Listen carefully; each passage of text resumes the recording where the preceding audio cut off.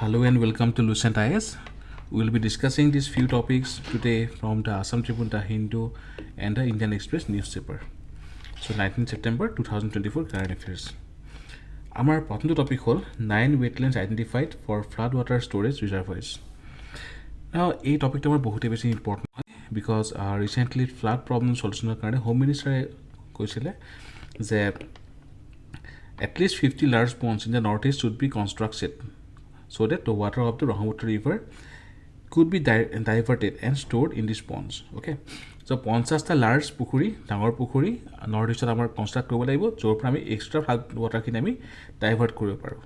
Iyar bahire Assam government ei bosor budgetot wetland interlinking eta solution ta disile jitu upor ei bosor APSC means already question ahise. Okay, so mains karone important hoy, prelims karone important hoy. Assam has initially identified 9 wetlands to act as a water storage reservoir in the times of flood to minimize the impact of flood. And this 9 wetland kot ase mainly Jorhat, Dibrugarh, Lakhimpur, Morigaon, Tezpur and Majuli. Okay, 4 wetland ase Jorhatot, Bor Khorola, yar bahire Khorola Bill, then Bill near Gela Bill. Okay, and Potia Khorola Bill. Okay. আৰু প্ৰথম তিনটা wetland the excess water from Brahmaputra can be drawn আৰু লাষ্টৰটো that is the Gelabil it is near the Gelabil river. ইয়াৰ বাহিৰে ডিব্ৰুগড়ত only one wetland, this is the Kawaimarhi gaon connecting the river Sesa. Lakhimpurot there is a plan to divert the water of the river Subancheri to the Mudoibil area. Morigaon Morochuti Tuperia with connecting to the river Pokoria. ইয়াৰ বাহিৰে তেজপুৰত মৰা Bharalu wetland identified আৰু মাজুলীত আমাৰ আছে টুনি. Okay, আৰু য'ত extra flood water divert কৰা হ'ব. So these are the 9 initial wetlands for flood water storage. GS tabur কাৰণে important, prelims কাৰণে important আৰু upcoming APSC CC interview কাৰণে important. Our next topic to hold Panchayat Delimitation. The draft delimitation of the Jila Parishad constitution published. Now, yare karne as per 1994 Assam Panchayat recently amended District Delimitation Commission, jot chairman thakibo district commissioner, member secretary CEO, Jila Parishad and member thakibo election officer. Okay, so these are the certain features of the recent delimitation. Ki koa hoise the number of gaon panchayat in the district shall remain the same. Okay, to ekhon district number of gaon panchayat total number change no hoy. One gaon panchayat only on one LSC মানে এটা কনস্টিটুৱেন্সিত মাত্ৰ এটা গাঁও পঞ্চায়ত থাকিব, এটা কনস্টিটুৱেন্সিৰ ভিতৰতে গাঁও পঞ্চায়ত থাকিব লাগিব. ওকে, if a গাঁও panchayat after LSC delimitation is not shared among more than one LSC, then the preferable গাঁও panchayat boundary will be retained. But if a গাঁও panchayat after LSC delimitation is shared among more than one LSC, তেতিয়া কি হ'ব, যদি এটাতকৈ বেছি কনস্টিটুৱেন্সি থাকে তেতিয়া কি হ'ব, the villages under respective constituency either may be grouped to form a new গাঁও panchayat or may accommodate in the nearby existing গাঁও পঞ্চায়ত. ওকে, তো নতুনকৈ এটা গাঁও পঞ্চায়ত বনাই দিয়া হ'ব, গ্ৰুপ কৰা হ'ব আৰু নতুবা এটা এক্সিষ্টিং গাঁও পঞ্চায়তৰ লগত লগ কৰাই দিয়া হ'ব.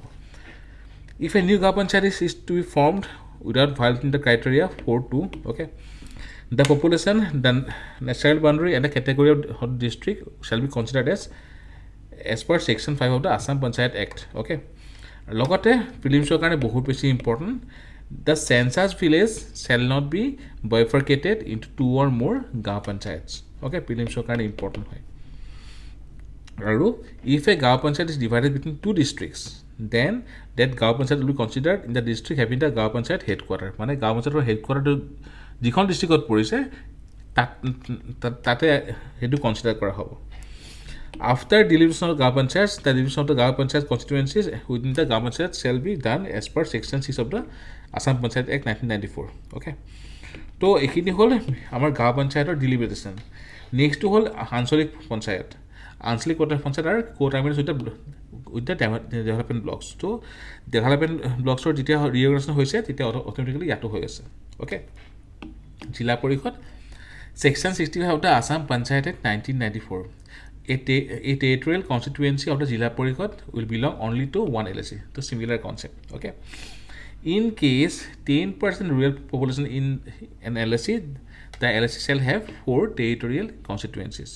At the rate 1 member for population of not less than 30,000. It's an important fact for prelims. Okay. ইয়াৰ বাহিৰে নতুনকৈ ক্ৰিয়েট কৰা হৈছে এই LSC level task force. So it LSC level task force is proposed for delimitation of the Gaon Panchayat, Anchalik Panchayat and the Jila Parikhod and the block reorganization. Composition কি হ'ব? Composition হ'ব, the team leader will be the circle officer. Another team member, one BDO. Team member 2, one official administrative assistant with good computer knowledge. Or team member 3, one official to be nominated by team leader. Mane circle officer who has good understanding of the Gaon Panchayat or block boundaries. The LSC task force will report to the CEO Jila Parikhod. So mainly এইখিনি আমাৰ কিছুমান factual knowledge হয় 2023ত amendment কৰা হৈছিলে অসম পঞ্চায়ত এক্টত আৰু তাৰে হিচাপত আমাৰ চলি আছে আমাৰ delimitation and these are the various provision for delimitation of the গাঁও পঞ্চায়ত দেন আঞ্চলিক পঞ্চায়ত আৰু জিলা পৰিষদ সো যদি আমি প্ৰিলিমছৰ কাৰণে ফেকচুৱেলি চাওঁ সো মিনিমাম কি ক'ত আছে মিনিমাম আছে মাজুলীত 4খন জিলা পৰিষদ ওকে আৰু কাছাৰত আছে 27খন তো that is the highest next is 26খন আছে আমাৰ সৰি ইয়াতে মোৰ কওঁতে অকণ ভুল হ'ল 29 হ'ব নগাঁও সো আমাৰ হাইয়েষ্ট আছে নগাঁৱত সেকেন্ড হাইয়েষ্ট আছে কাছাৰ আৰু থাৰ্ড হাইয়েষ্ট হ'ল 26খন কামৰূপ ওকে আৰু টোটাল আমাৰ আছে 420খন নাম্বাৰ অফ জিলা পৰিষদ কনষ্টিটুৱেন্সি এইখিনি আমাৰ প্ৰিলিমছৰ কাৰণে ইম্পৰ্টেণ্ট হ'ব next is transforming northeast bamboo market. So Assam is home to over 51 species of bamboo, making it a natural leader in this sector. Our state of total 2.23 million hectares of bamboo plantation ase. Okay. Our government recently Assam Bamboo and Cane Policy 2019 anise. Okay, for creation of high-tech big and small nursery, so that our bamboo production aku baribo pare. The global industry report valued the global bamboo market as at $72 billion in 2019, which is expected to reach $98 billion by 2026. India has 30% of the world's bamboo resources, with the world's largest growing area of more than 15.69 million hectares.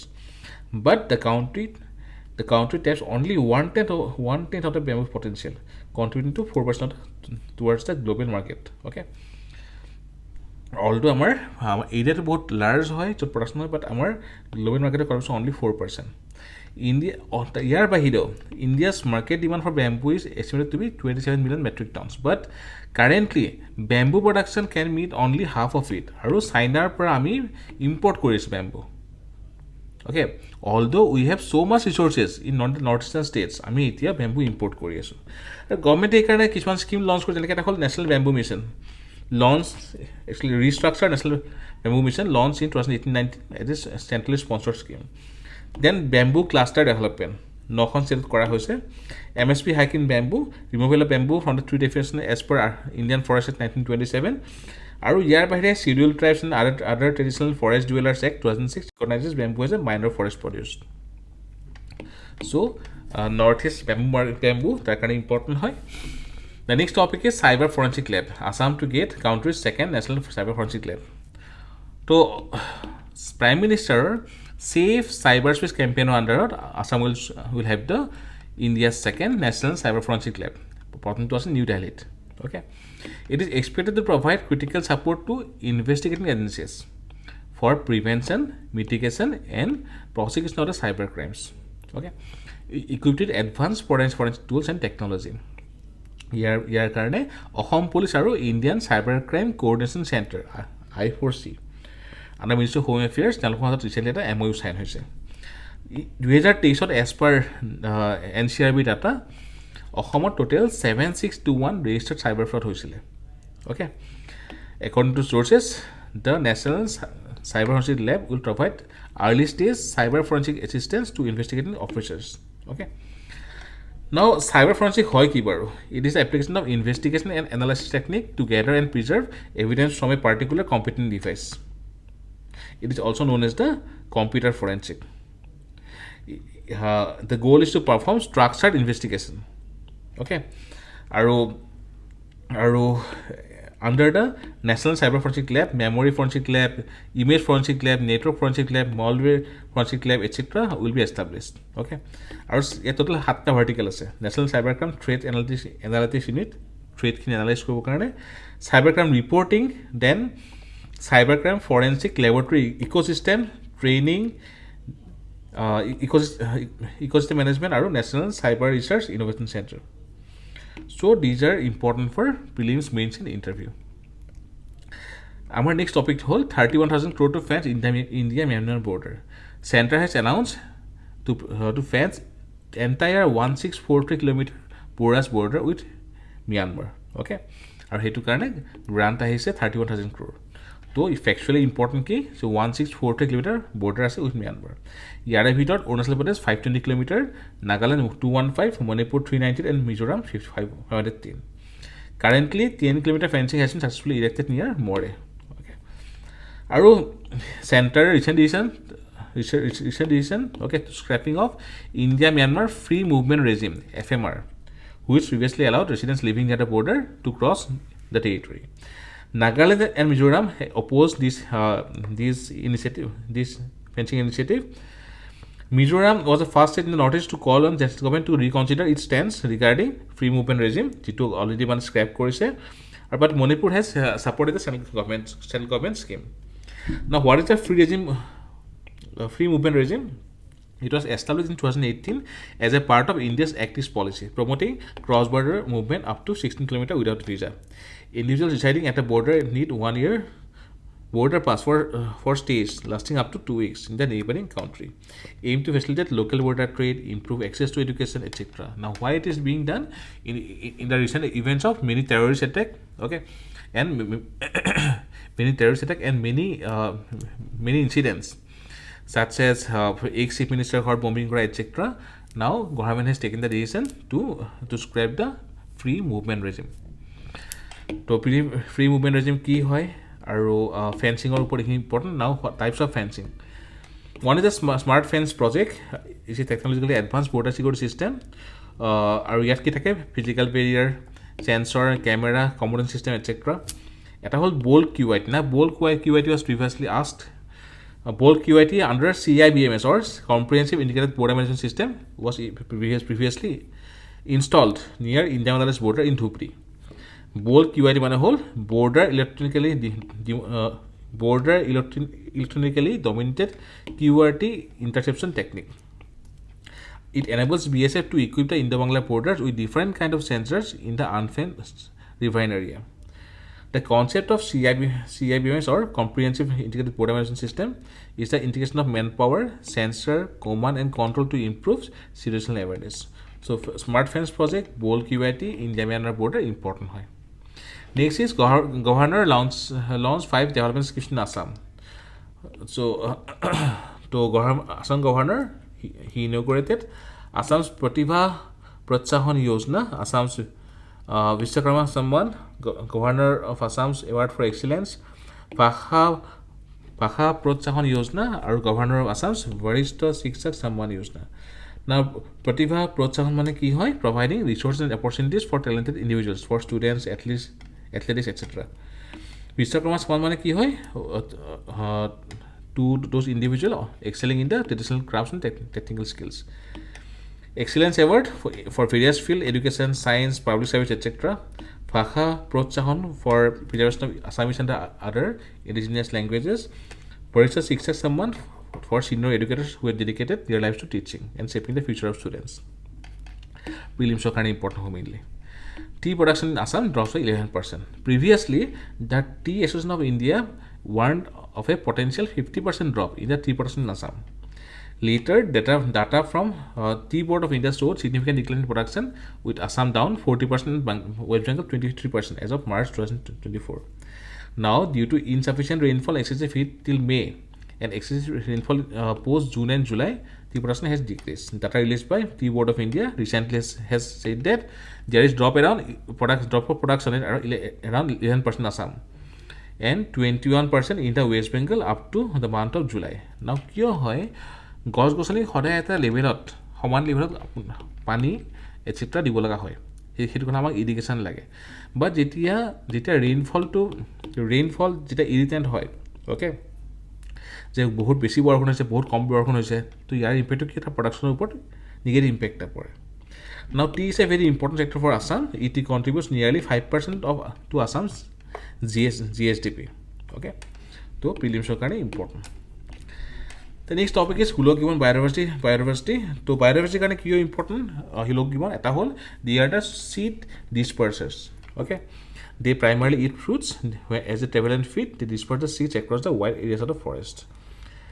This helps regenerate the forest. Indicator species. Role in food chain and conservation symbol. Assamot mainly two distinct types of Hoolock gibbons are found in the northeastern region. One is eastern Hoolock gibbon, one is western Hoolock gibbon. As per IUCN, western Hoolock gibbon is endangered and eastern is vulnerable. Both species are listed on Schedule 1 of the Wildlife Protection Act 1972. Next is very very important GS2 karne simultaneous poll. Now recently Government of India said that simultaneous plans have been given note by the Union Cabinet. Our simultaneous polls will be held in two phases. The first will go over Lok Sabha Assembly and the second will go within 100 days go over the local body. Simultaneous poll mane ki hoy Lok Sabha then state legislature aru local ei tinta election eketa samoyte hoat previously up to 1967 our Lok Sabha or state assembly ekelage hoisile but later due to state regional polls etc our he pattern to change hoigol now COVID panel was established to look after the possibilities of simultaneous poll in India. Or as per the report, the Union Cabinet has given no to the simultaneous poll. So, duta phase at the first phase will cover Lok Sabha and Assembly. The second phase will cover the local election. 2 bills and 15 amendments will be needed. The first bill will deal with the transition to simultaneous election system, okay, and procedure to the first election to Lok Sabha and State Assembly before the expiration of the stipulated 5-year term. To term শেষ হোৱাৰ আগতে because 2029 যদি তেওঁলোকে ভাবে যে আমি simultaneous election start কৰিম অসমত হ'বলৈ গৈছে 2026 হয়নে তো 3 বছৰৰ কাৰণে গভৰ্ণমেণ্ট থাকিব পাৰিব আচ্ছা the second bill will deal with municipal election as well as creation of single electorate role by the election commission. So দুখন বিল আমি এতিয়া ইয়াৰ ওপৰত ভালকে ডিসকাস কৰো. Now at a whole transition, the first bill recommended by the committee would begin by inserting new article 82A. Now 82A will establish a process by which the country will move into the new system of simultaneous election for Lok Sabha and the State Assembly. According to the committee report, Article 82 Clause A Subclause 1 will state that on the date of the first sitting of the House of the People after the general election, the President will issue notification bringing Article 82A into effect. Or 82A a power to koa hoy the appointed date. Okay, prelims are kind of important. 82A Clause 2 here koa hoise all legislative assemblies constituted in any general election held after the appointed date shall come to an end on the expiry of the full term. Very important, full term of the House of the People. The proposed Article 82 Clause A Subclause 3 requires Election Commission to hold general election to the House of People and the Legislative Assembly simultaneously. Okay. So, however, even in the cases when the State Assembly election is deferred, the full term of the Assembly shall end on the same date as the end of the full term House of the People. Mane let's say 2029 1 জানুৱাৰীত এখন government আহিলে ঠিক আছে বাট কি হল মাজতে state গভৰ্ণমেণ্টখন ভাঙি গল নতুনকৈ election হ'ব পাৰে হয়নে তো 2031 যদি নতুনকৈ গভৰ্ণমেণ্ট ফৰ্ম হয় তেনেহ'লে কিমান হ'ব 2034 লৈহে থাকিব পাৰিব okay for the remaining term only যেটো আমাৰ পঞ্চায়তত আছে পঞ্চায়তত ইয়াৰ ওপৰত অলৰেডি সেম কুৱেশ্যন 2016 ৰ ইউপিএসসি ফিলিমছত আহি গৈছে okay The proposed bill recommends amending Article 327, which gives Parliament the power to make law relating to the election of Lok Sabha, Rajya Sabha, state legislature, including preparation of electoral roll and deliverance of the constituencies. Article 327 should be expanded. Okay. Now, when Lok Sabha state assembly is dissolved before the full term, we already discussed it. Okay. To full term কথা ইয়াত কোৱা হৈছে Article 83 কোৱা হয় যে 5-year term of the Parliament and Article 172 for the State Assembly. Okay. তো যিখিনি let's এ 2 বছৰত গভৰ্ণমেণ্টখন ভাঙি গ'ল, নো কনফিডেন্স মোশ্যন আহিল, ভাঙি গ'ল, যিখিনি টাৰ্ম বাকী থাকিব সেইটো কোৱা হ'ব দ্য আনএক্সপায়াৰ্ড টাইম। তো আনএক্সপায়াৰ্ড টাইমৰ কাৰণে নেক্সট ইলেকশ্যনটো হ'ব। অ'কে, তো মানে যদি 2030 ইলেকশ্যন হৈছিলে, 32 গভৰ্ণমেণ্টখন ভাঙি গ'ল, দেন 32 যিটো ইলেকশ্যন হ'ব সেইটো আপ টু 35 থাকিব। ঠিক আছে, লগতে ইয়াৰ কাৰণে গভৰ্ণমেণ্টে এমেণ্ড কৰিব লাগিব national capital territory of Delhi act 1991, then government of union territories act 1963, then probably article 239 double A special status for Delhi etcetera. তো second constitutional amendment bill recommended by committee contains amendment which will require ratification of the state. যিখন first amendment আছিলে তাৰ কাৰণে আমাৰ কি হ'ব, special majority লাগিব in the parliament. আমি এইখিনি পঢ়ি আছোঁ। আৰু for the second amendment bill ইয়াত কি দৰকাৰ হ'ব, এটা হ'ল স্পেচিয়েল মেজৰিটি, তাৰপিছত ratification by minimum 50% of the states. কিয়? বিকজ ইয়াতে ফেডাৰেল ষ্ট্ৰাকচাৰৰ ওপৰত আমাৰ কুৱেশ্যনটো আহিছে। ঠিক আছে, the committee has suggested to include article 324A. The new article would empower the parliament to make law to ensure that municipality and panchayat elections are held simultaneously with the general election. Okay. Also, he recommended inserting article 325, which says that there shall be one general electoral roll for every territorial constituency. Mane, there will be only one electoral roll for Lok Sabha, for state assembly, or logote for local election. ঠিক আছে, সেইটো কাৰণে আকৌ amend কৰিব লাগিব articles regarding local governance, that is article 243K and article 243J for panchayat and municipality. Now India one nation one election advantage কি আছে, এটা হ'ল cost efficiency, administrative efficiency, increase voter turnout probably, and reduce distraction to governance, because every 6 months বা every 1 year আমাৰ ইলেকশ্যন হৈ থাকে কোনোখন ষ্টেটত। So' model code of conduct আহি যায়, ৰাইট। ত' there is destruction etcetera. Negative কি আছে, there are many constitutional challenges, potential impact on local issues, logistical hurdles, opposition from political parties. লগতে law commission under justice B.S. Chauhan reported that simultaneous elections are not feasible at this time. Okay. Also, there are special provisions for under Article 271 for various states, etc. সেই গোটেইখিনি আমি amend কৰিব লাগিব। Okay. তো majority needed for সাইমালটেনিয়াছ election কি লাগিব, ইয়াত আমি আকৌ কৈছোঁ ইয়াত দুখন কনষ্টিটিউচনেল বিল থাকিব। এখনত কি হ'ব, লোকসভা আৰু এছেম্বলি পলৰ ওপৰত, আৰু থাৰ্ডখন ফৰ লোকেল গভৰ্নেন্স। অ'কে, তো ইয়াতে কি হ'ব, the first amendment bill it will require special majority of both Lok Sabha and Rajya Sabha. ইয়াত দুটা কণ্ডিশ্যন আছে, এটা হ'ল half of the total members of Lok Sabha Rajya Sabha must vote in favour of the amendment. Second, the members present and voting 2/3 must vote favouring the amendment. Okay, this is the special majority. The second constitutional amendment will require special majority. After that, more than 50% of the states must ratify. More than one half of the states must ratify. Okay. So today, our both article is simultaneous polar report. Very important GS2 karne. Okay. To go through these notes, it will be very helpful. The next topic is fast-track courts. Now, fast-track courts are specialized courts designed to expedite the legal process and resolve cases more quickly than traditional court. Background, fast-track courts first introduced কৰা হৈছিল 2000 চনত on the recommendation of the 11th Finance Commission. Prelims কাৰণে important, mains কাৰণে important. Based on this, the fast-track court scheme was started. Following December 2012 gang rape and murder case, Union government set up Nirbhaya Fund and amended Juvenile Justice Act and set up fast-track Mahila courts also. So fast-track court ahile after the 11th Finance Commission recommendation, the second fast-track Mahila court after the Nirbhaya Fund. In 2019, government started to establish fast-track court under the POCSO Act. So, tinta. Okay. Performance, they have successfully disposed of more than 1.74 lakh cases. Okay. আৰু ইয়াতে আমাৰ main ইছ্যুটো হ'ল বহুত কেইখন ষ্টেটত the fast track courts are dysfunctional. Okay. So there is a need to make this functional so that আমাৰ justice delivery টাইমটো আমি স্পীড আপ কৰিব পাৰোঁ। অ'কে, তো ফাষ্ট ট্ৰেক কোৰ্ট আমাৰ GS2 কাৰণে ইম্পৰ্টেণ্ট হয়। Can Sheikh Hasina be extradited, GS2 কাৰণে ইম্পৰ্টেণ্ট, GS3 কাৰণে important. Now there is an extradition treaty between India and Bangladesh, okay, which was signed in 2013, amended in 2016 to streamline the process of exchanging fugitives. ইয়াৰে আণ্ডাৰত মিলিটেন্টছ militants such as Jamatul Mujahideen, etc. Okay, to তেওঁলোকক extradite কৰা হৈছিলে.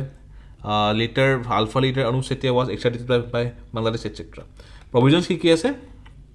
The extradition treaty between India and Bangladesh mandates that both countries extradite individuals who have been charged with or guilty of and wanted for committing an extraditable offense of the court. Okay, punishment minimum 1 year imprisonment, including the financial crimes. But there are certain exceptions. কি কোৱা হৈছে? The government can refuse the extradition যদি political হয়. Okay, given a request, will India have to send Hasina back? As per Article 8 of this Act, there can be refusal. Okay, কিহৰ কাৰণে? For interest of justice, যদি political issue হয়, etc. So these are the provisions. Okay, the next topic is Prime Minister Janajatiya Unnat 𝐉𝐨𝐢𝐧 বা PM-JUGA. It is based on learning and success of PM Janman বা Pradhan Mantri Janjati Adivasi Nyaya Maha Abhiyan. Our India has scheduled type population of 10.45 crore as per 2011 census, or more than 705 tribal communities. Total 79,000 plus crore dia hoise, or coverage 62,000 villages. Mission Goal 1, developing enabling infrastructure such as Pukka House, etc. Promotion of economic empowerment, universalization of access of good education, healthy lives and dignified aging. যিখিনি আমাৰ SDG আন্ডাৰত inequality reduction, that is SDG 10, তাৰপিছত এডুকেশ্যনৰ কাৰণে SDG 4, okay, হেল্থৰ কাৰণে SDG 3, etc. আমাৰ fulfil কৰে. Innovative schemes under PM-JUGA, tribal homestay, sustainable livelihood forest rights holders, improving infrastructure of government residential school, etc. Advanced facilities for diagnosis of sickle cell disease, tribal multipurpose marketing center, etc. To prelims কাৰণে important হয়, mains কাৰণে important হয়. Now Chandrayaan 4 and Venus orbiter mission. So Chandrayaan 4 aims to return lunar samples, and Venus orbiter missions, it will study the surface, atmosphere and substance of Venus. Logote Bharatiya Antariksh Station, the first unit of space station to be constructed as part of Gaganyaan program. Okay, the Venus orbiter will be scheduled to launch in March 2028. Chandrayaan bahira aru Bharatiya Antariksh Station BAS. To prelims কাৰণে mainly important হয়. Next, pager blast issue. So a pager is a small portable electronic device used for receiving short messages. Pagers were popular before the widespread use of mobile phones. Now there is a security concern regarding smartphone. The smartphones are also connected, in fact more connected than pagers, making them more vulnerable to hacking. So over the years, we have seen examples of hackers remotely pushing malicious software into the phones. Okay, so similar issue, there is a concern whether smartphone can become a bomb. Okay, now there smartphone already there are many incidents regarding smartphone blast, mainly due to battery malfunction. In India, recently in Kerala, recently in Madhya Pradesh, people died due to blasting of the smartphones. Now there are three critical aspects regarding the pager blast issue. The first thing, the uses of digital technology, okay, for physical attack. Next is cyber security, the issue of cyber security. The third one is the supply chain ecosystem, because as per many reports, the supply chain was the phase jitu samoyot bomkin plan kora hoisile. And recently UN-backed grouping of cyber crimes was able to provide a final draft at UN Convention Against Cybercrime in August this year, to be delivered upon approved by UN General Assembly in a few weeks. It has elements how nations need to stay away from launching cyber attacks connected to physical attacks. Okay, so pager blast issue for security is important. Now blue renewable energy. India oceanographers have identified potential sites for energy. The Integrated Ocean Energy Atlas of INCOIS, or Indian National Center for Ocean Information, they have found certain potential sites, or they have given a report. Okay, Integrated Ocean Energy Atlas under Jot blue energy sources along India's exclusive economic zones, covering up to 220 kilometers on the coast.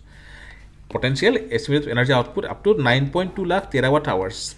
Untapped energy sources of sun, wind, tides, waves, ocean, etc. Data and methodology. The atlas was created 20-30 years of data.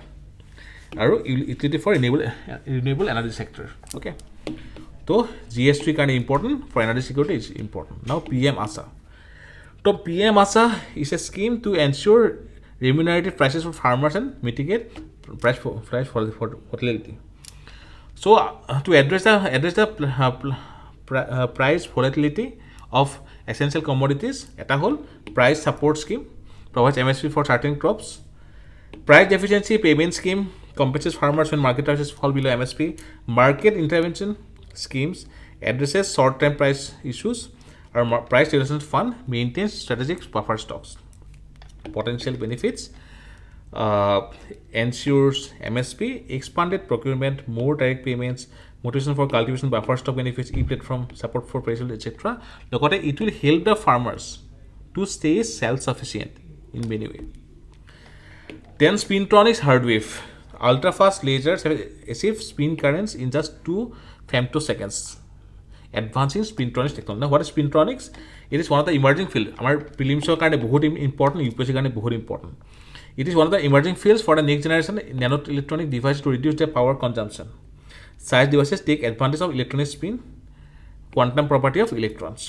Those Spintron basics hard drives are really very faster data storage and retrieval. Current technology is limited by how fast we can change in spin states. Role of ultra-fast lasers. Scientists use ultra-fast lasers to create the spin currents, which will help in faster delivery. Okay. Aru femtoseconds. Now, this is an update. The Rasba effect. Prelims are important. APSC, UPSC duita karone. Okay. Aru logote Hall effect in the Spintronic hard drives. Okay. Aru Spintronics, it will be low power electronics, ultra fast, which will help in data transmission. Okay. The next topic is Indus Water Treaty. India wants review. Why? Signed in 1960 between India and Pakistan regarding the use of water from Indus River in its tributaries. India received unrestricted use of Eastern River. That is the SRB, Basutles Ravi BS. Our Pakistan control is CJI, Senab, Jhelum, Indus. Now, why India has demanded renegotiation? India said that the fundamental and unforeseen changes in the circumstances, changes in population demographics, environmental concerns, cross-border terrorism threat, etc. Background 2023 January notice পঠোৱা হৈছিলে India started notice stemmed from Pakistan's objection to the hydropower projects and its inconsistent dispute resolution approach. Pakistan first sought a neutral expert but later shifted to Permanent Court of Arbitration. India rejected the PCA route, citing violation of the treaty. The role of World Bank. World Bank, a signatory of the Indus Water Treaty, paused the parallel legal process in 2016, urging both nations to resolve the issue amicably. However, Pakistan insisted on moving forward with both dispute mechanisms. 2023 April, India held meeting to assess the modification process. 2023 July, the PCA ruled that PCA Permanent Court of Arbitration ruled that it had jurisdiction over hydropower projects, which India refuted. September, India participated in neutral expert proceedings but continued to reject the PCA's parallel involvement. The Indus Water Treaty, our Yatamar ase World Bank, okay, for negotiation. The Eastern River SRB with India's rights, Ravi B. Sutles, Western River Pakistan rights, Chenab, Jhelum, Indus. Okay. Now, also in the news is the Kisanganga project. This is the Kisanganga River. Okay. This is the Uller Lake. Okay. The Kisanganga project is located in Bandipora. It's a run of the river project. In this project, it requires to divert water from the Kisanganga River through a tunnel to a power plant in the Jhelum River basin. So this is where Pakistan objected. Pakistan objected to the project, arguing that it will affect the flow of Kisanganga River. The next topic is English language and NEP 2020. According to census 2011, only 10% of the population speaks English, and 90% of the Indian population doesn't speak English. Now see, why English is important? Because maximum books, scientific hawk, medicine hawk, engineering hawk, maximum books are English language thake. So to create an ecosystem where there will be local language mother tongue based books, it will take long time. The flaw in the three language formula. The National Education Policy 1960 introduced a three language formula. So to spread Hindi in non-Hindi speaking nation, okay, states, regions. The NEP 2020 continues this agenda, limiting real linguistic choice by emphasizing Hindi and undermining multilingualism. The policies focus on Hindi and Sanskrit driven by cultural and political motives. Now China has embraced English education to align with global economic needs, contrasting India's approach. India needs a pragmatic language policy. The constitution enshrines both English and Hindi as official languages. English has served as footstool of education. Our NEP 2020 reached unsettling this balance. Because already our English maximum research paper hawk development হৈ আছে তো সেইটো কাৰণে to the intricate details of English should be integrated to the NEP for better result. The next topic is Quad Summit. So fourth summit in Wilmington, Delaware. Okay. So yata main issue ki leadership transition because US president change হৈ আছে, prime minister change হৈ আছে in Japan. Okay. So India originally scheduled to host this year's summit has deferred to the US when we will host the next meeting. That is the fifth meeting.